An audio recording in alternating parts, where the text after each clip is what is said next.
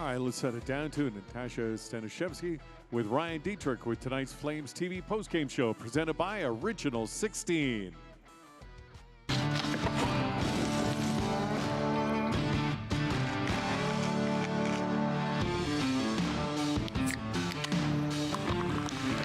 Original 16, a great way to celebrate things done well.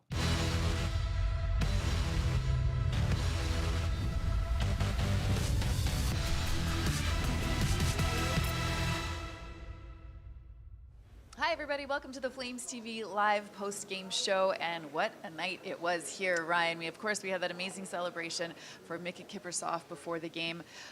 Pittsburgh was in town, always get up for when the Penguins are here, and things were not looking that great for the Flames early on, but what a comeback in the third period.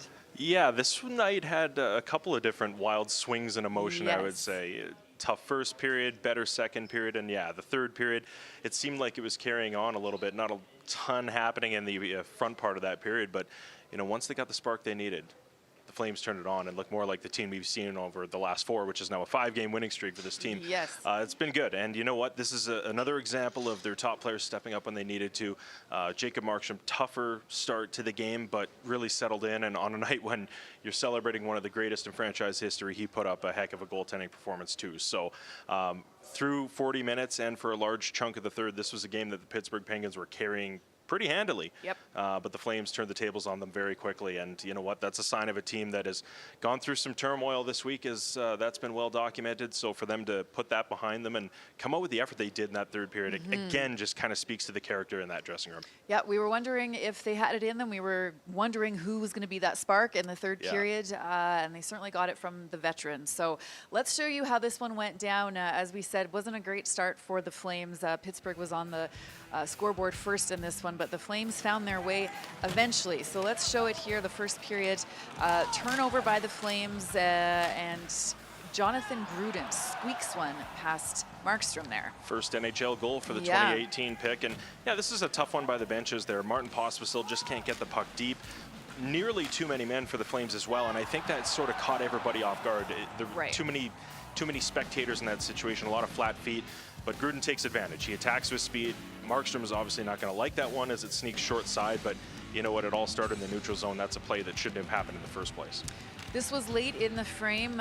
Flames were shorthanded here, and Lars Eller will knock that one in past Markstrom. How about Sidney Crosby, especially early in this game? Yep. I mean, the puck movement, first of all, by the Pittsburgh Penguins, but right here, look at him survey before Lars Eller kind of opens himself up. He backs out of the crease sort of undetected, and that allows that bumper play to develop. But of course it finishes with the hand-eye, and that's just a really high skill play from an offensive team.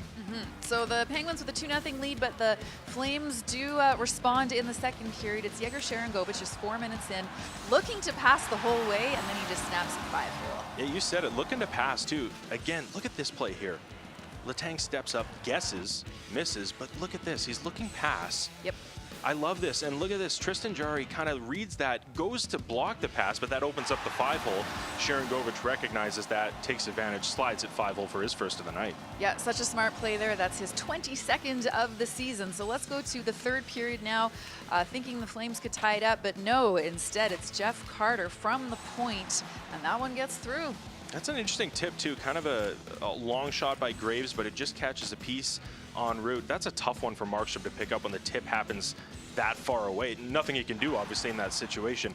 Now, this is where the game turns, because you're really wondering for the Flames down 3-1, how can you respond in a situation like this? Because it really felt at the time that a lot of wind was taken out of this building. Absolutely, but here's the spark we were talking about. Nazem Kadri dances his way in and puts that one home, and all of a sudden the Flames have life. I feel like the celebration kind of tells the whole story here. Tons of emotion, but look at this little how you doing on some really talented players. That's Chris Letang at the end, but he dangled through everybody. So to go coast to coast, yeah, I love the emotion there. I mean, why not? You just scored one of the goals of the year to make that happen. So we talked about the spark. That's what they needed. There were a couple of penalties back and forth that led to that opportunity. Yeah. We thought it might not have been a power play goal. It was a power play goal 1 second too late, so they didn't get the power play after, but alas, they were back in the game. It's only a 1-goal deficit. Yes, and they kept rolling. Just 32 seconds later, there is Blake Coleman left all alone in the slot, and he snaps it home. This is what this line does best. You know, you can count on this group to go to work, count the puck battles, 1, 2, 3, before Mangiapane finds Blake Coleman, who wins one of those and goes to the slot, finds the pass. It's in the back of the net, his 25th, and he continues what has been an excellent career year for him offensively. And so it's looking like maybe overtime here in the final minute of regulation, but look who turns it over, Chris Letang. And it is Coleman to Sharangovich, who whips home his second of the night. I don't know about you, Natasha, but there really is one player, Andrei Kuzmenko might fall into that category as well, but you know when he's got the puck on his stick, that puck's going to the back of the net. Shot It is just incredible. felt like it was automatic. Now, again, a little bit of casual play there from the Penguins on the turnover. The captain, Michael Backlund, coming up with a heck of a behind-the-back pass too, but that shot is special. There's no question about that. So we're starting to see it more and more with Sharangovich, and he's been through these streaks so far this season where he finds games, he gets hot, he, you know, and that's kind of what a goal scorer like him is. You're going to have those runs where things are going in for you, but when you're playing with the confidence and you're attacking the net like that, you're going to get rewarded. Right. Okay, Nazem Kadri, we just showed you, scored a huge goal for the Flames tonight. He is in the dressing room right now speaking to the media.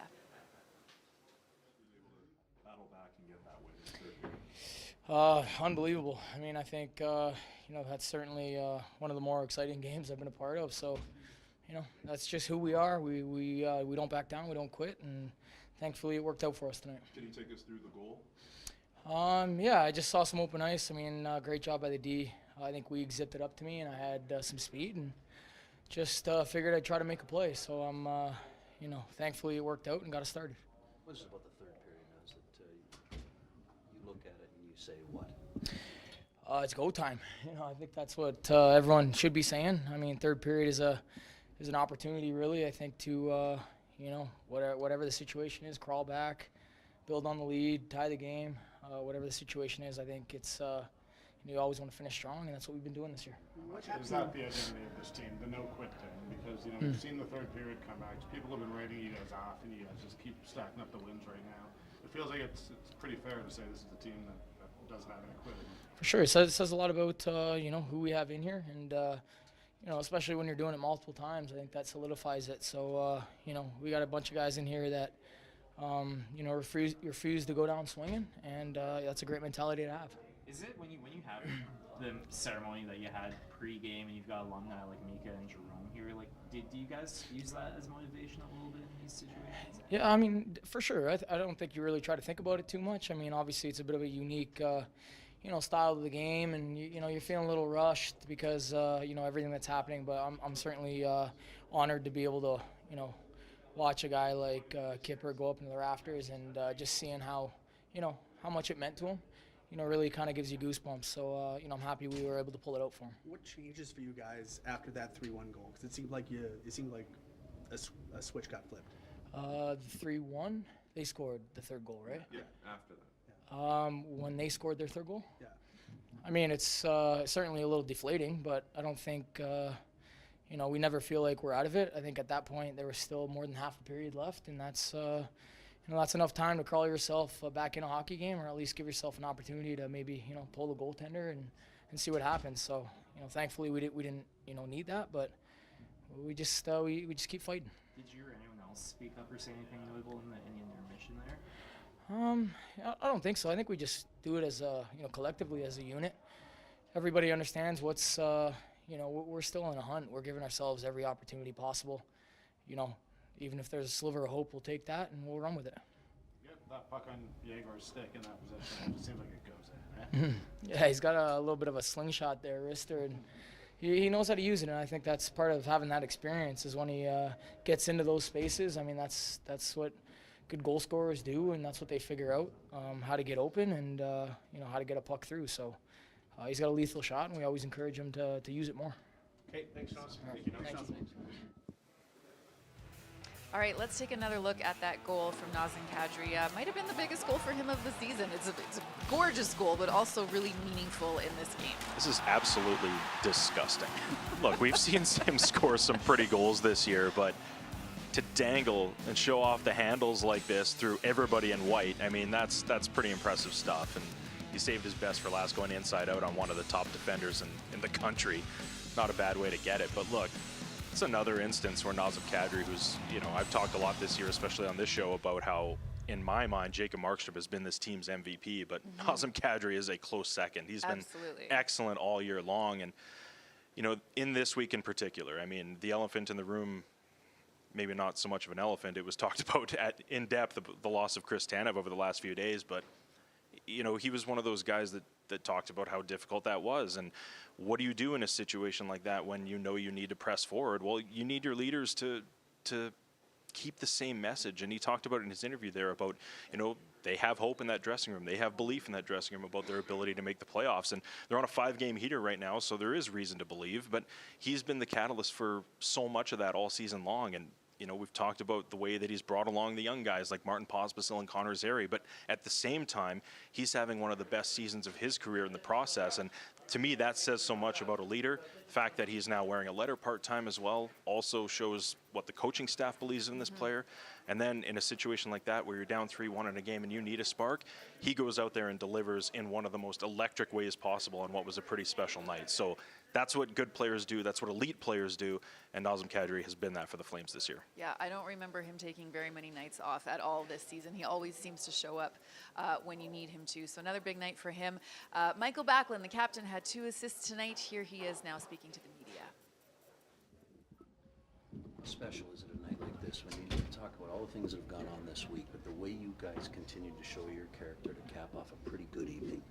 Yeah, no, that was a great win. It was a great atmosphere from the start of the night. Celebrate Kipper and then throughout the game, and especially in the third period again. So that's a big win for the boys. No doubt. You drew it up that way, right? I mean, yeah, we're a little slow start. I know Huska was a little worried about that. But, you know, we stuck with it. We fought our way, and what a goal by Nas to get us going there in the third, and then we just kept going and fed off the energy in the building. Well, by Nas, but it was a pretty nice game winner there, too. Just walk me through the moment that you kind of see the puck come loose, what's going on in your head. Yeah, I just saw that I think it was Sharky that was pressuring the 1D, and I was hoping he's going to give it to the other D, and I just jumped him, and yeah, and then I didn't know who actually I passed it to. I just saw 2 red guys behind me, and I dropped it, and very nice finish by Sharky. There's worse guys to drop it to. Yeah, no, yeah, especially hot Sharky, he can find the net for sure. Is it part of the identity of this team? I mean, people have been ruling you guys out. You guys have been stacking up wins. We've seen all these third period losses. Nazem just said that it's something that this team's proud of. You don't quit. You don't give up. Yeah, for sure. All year we've been very resilient. There's been a lot of things going on, and you know, feels like we come together as a group when things, you know, losing Tani was really hard for all of us, and sad to see him go, but it's part of the business, and you know, we all came together and dig deep tonight and found a way to win. That's something the leadership group addressed this morning, wasn't it? Yeah, it was talked about a little bit in the morning, yeah, but you know, Huska brought it up too the other day, and it's a great opportunity for other guys to step up, to play more minutes.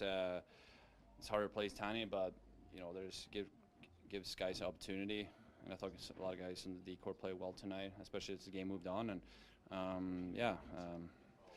it's yeah, big win. So what is the message there? Is it seize the opportunity? Is it put whatever happened this week behind us, or what's the message in that moment?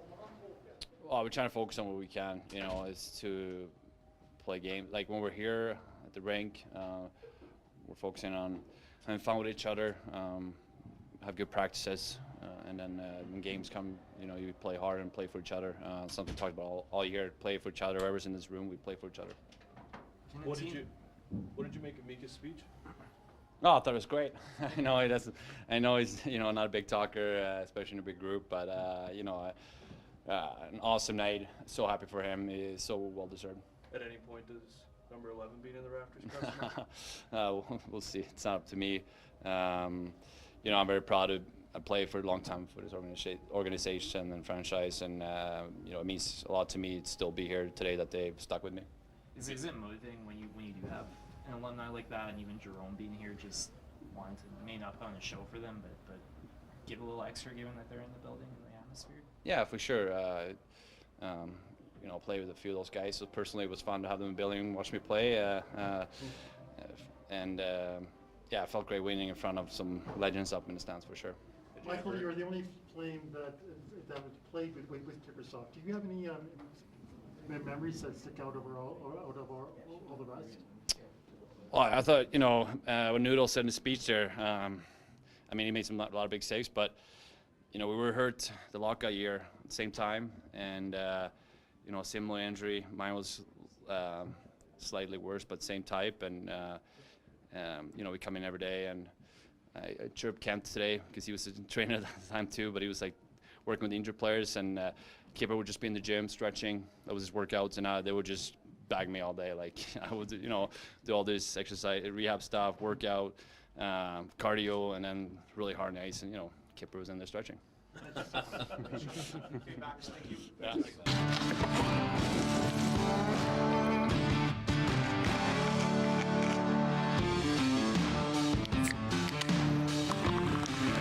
Original 16, a great way to celebrate things done well.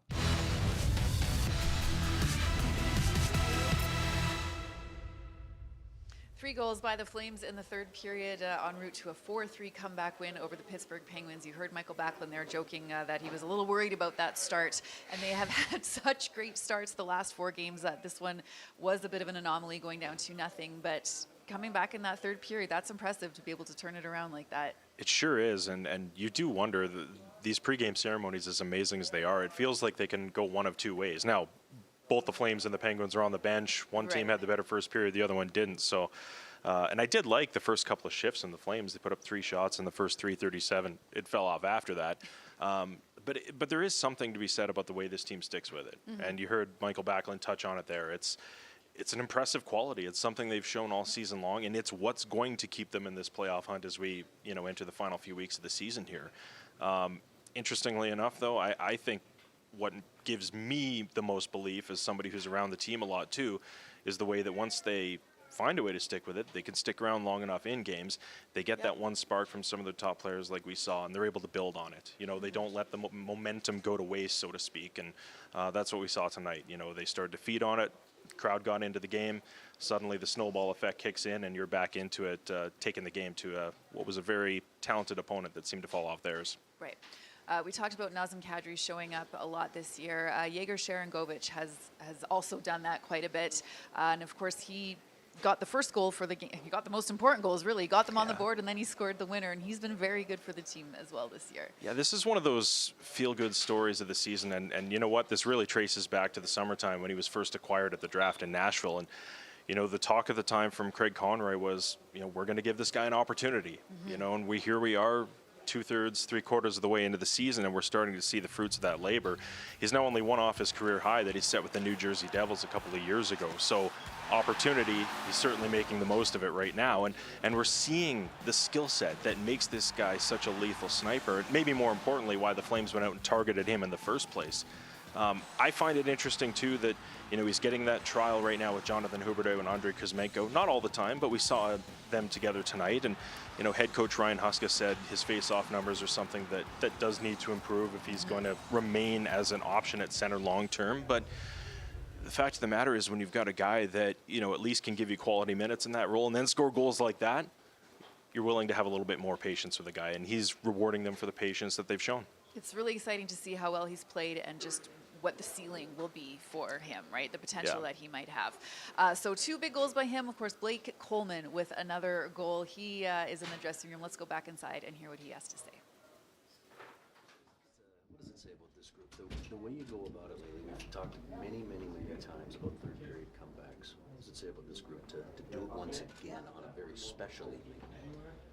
Yeah, I mean, it was honestly, it was a pretty ugly first period, and they took it to us a little bit, and fortunately we've done it enough this year that we have that belief that we can win games that way, and there was no quit. Obviously there were some huge individual efforts that got us going and got us back in this game, but we really believe in each other right now, and we're finding ways to string wins together. You had to win tonight, didn't you? We did. I mean, it's obviously you get the special night. Everybody's really happy for Kipper and his family, and it's really cool to see how much support he received tonight and how much he meant to the city, and to honor him with a win was is special. And then obviously on the business side of things, you know, we're chasing teams that are winning games. So, you know, we can't slip up, and we talked about that going into the third and how important these points were. And to guys' credit on our team, they dug in and found a way. The resiliency is one thing, isn't it? I mean, you've talked again about players who have left and traded, dealt, and you guys continue to fill those holes, next man up. But again, I think that probably is a pretty good testament to what's inside this room.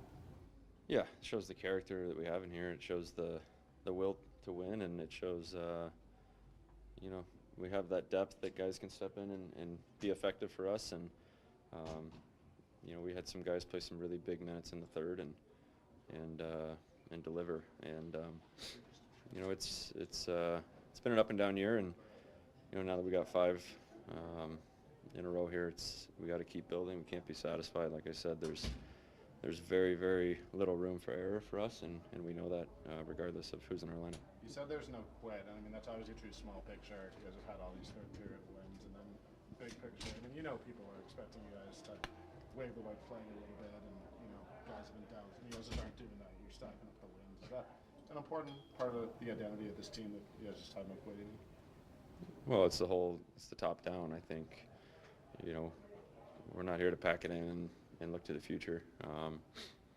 You know, we've got guys that have won in here. We've got guys that want to win in here, and you know, there's never going to be a quit in our team. I think as long as we got breath in us, we're going to have that fight. And you know, it's been a good stretch, like I said, and there's been different ways that we've won games and different guys stepping up in big moments. And you know, it just, you know, I'm happy that that guys are getting rewarded in here, because you know, guys have been working really hard to be difference makers for our team.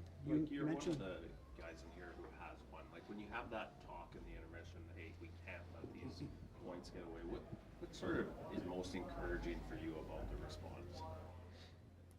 Well, you know, it's important that, you know, as older guys on the team, you're not going to change the way guys are playing, but it's important to have those little reminders, because it can get lost in the shuffle. You know, you could easily say we got 23, 22 games left, whatever it is, and be like, we'll get the next one. But the reality is, you know, if we drop this game tonight, we're looking at a pretty different picture in this chase. And like I said, everybody in here wants to win, and young guys, older guys, everybody elevated their game and made a difference. You mentioned the first period. What wasn't working for you guys in the first, and what changed in the third? Well, they were on top of us. I mean, they executed their game plan well. They didn't have a lot of time and space coming out of our zone, and you know, we were coached the right way. We knew it was coming, and we just didn't have a good response to it in the first. And but with that said, we knew that we could use their aggressiveness to our advantage if we could make the plays and make plays under pressure. And we got better as we went on. But you know, let's be honest, without Markey having the start that he did, we don't come back and win this game. Does it mean anything to you that such a high percentage of your goals have been in the third period this season? I shoot better in the third, I guess. What's your when you see Naz's goal? Where, in terms of your juice, when you jump the boards on that next shift, where are you guys feeling? I mean, it's a Sports Center top 10 goal, and it's something that electrified the building. And you know, and the crowd it was good tonight to begin with, obviously with the big night for Kipper, and that goal just blew the roof off. And you know, as players, that's what you want from your home games, is to get that juice from the fans. And you know, we come out, score 30 seconds later, and then we put it away. So it's like I said, Naz is one of the guys I'm referring to when I say guys came out and made big boy plays and really strong individual efforts. Okay. Thank you. Thanks, Coach. Okay, we just saw Ryan Huska walk down the hallway, so we will get to the coach in a moment. But first, let's take you back to that pregame ceremony for Mickey Kippersoff, which all the Flames were on the bench watching. The coaching staff was watching. We would say maybe it kind of affected their first period, but they were in it. You could see how impressed they were to see the banner go up. You heard Nazem talking about it. It was just a great way to kick off this game, kick off the night. It was incredible. You know, obviously as an employee of the organization, maybe I'm a little bit biased, but look, nobody does these nights better than the Calgary Flames, without question. So this was another night that, you know, a lot of people had looking forward to all season long. There's no question about that, but it delivered in a big way. And you know what? it all started when he arrived here. From the moment he walked through the doors at the airport, he gave a little fist pump. And for a guy that was fairly reclusive with the media, there was a smile on his face from the moment he got here. And the sound bites he gave, there were a few moments where I thought he was going to shed a tear a little bit too. Right so off the bat, it's good to see some of the emotion. But Yeah. you know what, as important as this was for Mika too, and I think he was genuinely touched by a situation like this. We saw it, the emotion coming and having his sons out there as well. I think it was also just as important that Flames fans got their opportunity to not say goodbye, but to thank him for the years of service here, because when he left this building in 2013, he essentially left, and there wasn't a proper goodbye, a proper send-off for fans to show their appreciation for everything he did for this city. And tonight felt like it was that. And the cheers we heard, it was deafening. That's what it's all about, and he was clearly moved by it, and I hope the fans had a great night, because it certainly was a long time coming. They drove out in a blinding snowstorm to come see that celebration before the game, and you're right, the crowd was awesome, the ovations were awesome, the chanting was great, so it was a great moment for the entire organization. As I mentioned, Coach was getting ready in the room. Let's go in there now and see what he had to say about the Flames' 5th win in a row. Memorable night will this be for you and the fans? It should be. I mean, the end of it was really good, and the beginning was really good. The ceremony. It was nice to see on a special night for Kipper that we were able to find a way to get a win, and getting it against a team that understands how to win when they had a lead in the third period was a really good thing for our group of players. This group, whether it's third period comebacks or obviously like a tough week for you guys this week and people were writing you off, people were almost expecting this group to quit, and there just doesn't seem to be any quit in the group of guys you have in that line. No, and then that's leadership. When you look at it, Naz's goal, he's an older player again this time of the year, was a real big goal that got the building back into the game, which I think kind of helped elevate our team a little bit. And then you score right away after that, and who scores a goal for us is Blake and Michael and Manji's line, and that's really what you need. It's leadership. So they're noise or no noise, you need those players to be your best players this time of year. With the building, because like we all felt it. Yeah. You scored that goal, and the energy was just there. Oh yeah, for sure. And it was a beautiful goal. I think that helps too. You've mentioned your group being able to sort of stick with it and build their game. Was this a case today of them sticking with it, or did you change anything as the game went on? No, we didn't really. We showed them a couple things between periods, but we didn't have our skating legs the first two periods. They did, and that was very evident. I thought they controlled a lot of the play in the first two periods, but then we flipped the script on them. And it was similar or opposite of our game in Pittsburgh, where I thought we were the better team for two periods, and they were the better team in the third. So tonight it's nice to get the win. Blake said that the message between intermissions in the second to the third was we can't let these 2 points slip away. Was like, did you say anything between there, or like how do you think the players? Not they have their conversations when we leave, for sure. For us, it's about how you do things all the time. So not end result, it's process. And if you do things right, you're gonna end up on the right side of the ledger more often than not. So as I mentioned earlier with the leadership, our message, we give it to them when we leave. Probably the more important one is what they do and what they say in the room. What did you make of Kuzmenko's game today? I thought he's working his way back from being under the weather. So there was a couple tougher shifts that you can see where he had a hard time getting his wind and his legs back under him. I can't imagine when it comes to leadership, Sharangovich is the most vocal guy, but is he now becoming a guy who you just you can rely on for those big moments? We feel like we can rely on him most definitely, and I think he's starting to feel like he's a member of this team and a member of this community, if you will. So I think that period of adjustment when a player first comes over in a trade is gone. Now he feels like he is a valuable member of our team. Just because you look at Coleman, Kadri, and Sharangovich scored, and it's a little like who else? You sort of expect those guys to be on the score. Yeah, and again, that's the older players this time of year. The games get harder, and everybody tightens things up, and typically your older, better players are the ones that are the difference in games, and they were for us tonight. Zary? Connor's fine. He should be fine, yeah. Coach, what did you make of Jacob Markstrom tonight? I thought Jacob was good. And again, the nights like this one where you have that long delay for guys that take them out of their routine, it's probably the hardest on goaltenders because they are usually the most routine guys. So I thought he did a good job early on, and he stuck with his game and made some key saves to keep the game close to allow us to be in a position where we can get the 2 points. This is the first 5-game win streak for the Flames in almost 2 years. How does it feel to see this team put together these strings of wins at such a crucial point in their season? It's a good thing, and they deserve to feel good about doing it. And the challenge now is making sure that their next game is going to be played in a manner that allows us to get the 6th one. So these ones are done now, and we have to make sure we're ready to push for that 6th one.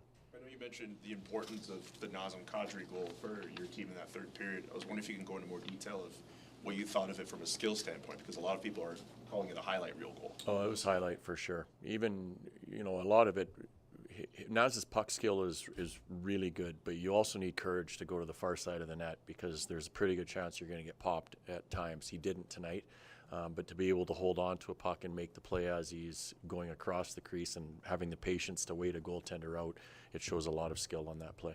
That's the highlight reel, but an awfully heads-up play by Backlund on the winner too. Eh? For sure, absolutely. But good pressure coming off the bench for us too that created that turnover. What did you make of Oliver's increased role tonight? He had some moments in the first period where I thought with the puck, I thought he struggled a little bit, but I thought he settled his game down as the night went on, where his skating came into play, and I thought he looked more comfortable. And I think he put a little bit of pressure on himself tonight as well. Like most guys on the back end, I thought he was the one guy that really put a lot on himself, and once he settled in, he got much better.